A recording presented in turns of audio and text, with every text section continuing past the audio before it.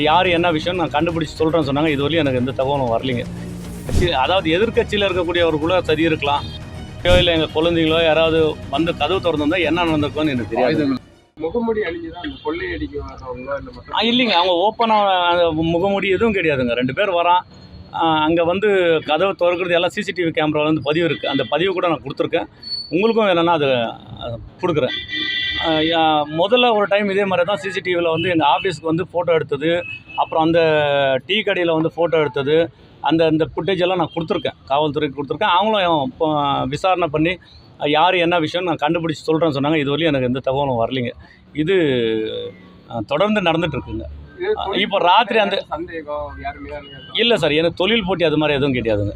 எந்த மாதிரி வாகனத்தில் வந்தாங்க? அந்த மாதிரி தானே இருக்குது. 2 சக்கர வாகனத்தில் தான் வந்தாங்க. 2 சக்கர வாகனத்தில் வந்து இந்த முகமூடியோ இல்லை மாஸ்கோ எதுவும் போடலிங்க. ஓப்பனாக வந்திருக்காங்க 2 பேரும். இந்த வந்து கேட்டை வந்து அவங்களே ஓப்பன் பண்ணுறாங்க. ஏன்னா தைரியமாக கிட்டத்தட்ட வீட்டுக்குள்ளே பார்த்தீங்கன்னா அந்த காம்பவுண்ட் வால்குள்ளே 10 நிமிஷம் உள்ளே இருக்காங்க. கிட்டத்தட்ட 8 நிமிஷத்துலேருந்து 10 நிமிஷம் உள்ளே வீட்டில் வந்து அவ்வளோ ரணகலம்.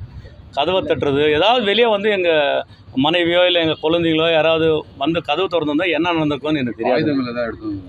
அது பார்க்கலிங்க, அதை பார்க்க முடியல. அது என்ன எடுத்துகிட்டு வந்தாங்க என்ன விஷயன்றது நான் பார்க்க முடியல. அந்த சிசிடிவியில் தான் அந்த கேமராவில் தான் இருக்குது. உங்களுக்கும் அனுப்பி வச்சுருக்கேன், நம்ம அதிகாரிகளுக்கும் கொடுத்துருக்கேன். அதனால் தயவு கூர்ந்து எங்களுக்கு உரிய நியாயம் கிடைக்கணும், பாதுகாப்பு.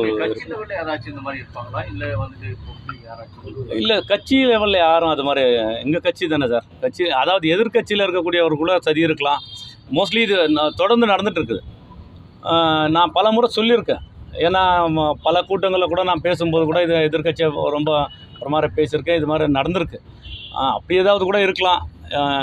எந்த கோணத்தில் நான் சந்தேகப்படுறதுன்னு ஒன்றும் புரியலைங்க. இல்லை, பண்ண முடியலைங்க. என்கிட்ட கேமரா இது இருக்குது, சிசிடிவி கேமரா இருக்குது. அது உங்களுக்கும் வேணும்னா அனுப்பி வைக்கிறேன். நம்மளுடைய அதிகாரிகள் கூட அனுப்பி வச்சுருக்கேன். அவங்களும் பார்க்குறேன்னு சொல்லியிருக்காங்க.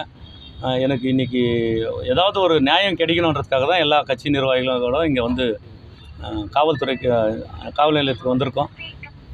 தக்க நடவடிக்கை எடுக்க வேண்டும் என்பது தான் என்னுடைய அன்பான வேண்டுகோள். அதே போல் இது போல் எங்கள் கட்சி நிர்வாகிகள் பல பேர் கூட இது மாதிரி இருக்குங்க. உரிய பாதுகாப்பு கொடுக்கணுங்க. அதுதான் எங்களுடைய வேண்டுகோள். இதுபோன்ற செய்திகளை மேலும் தெரிந்து கொள்ள எங்களது யூடியூப், ஃபேஸ்புக் மற்றும் ட்விட்டர் ஆப்களை சப்ஸ்கிரைப் செய்யவும்.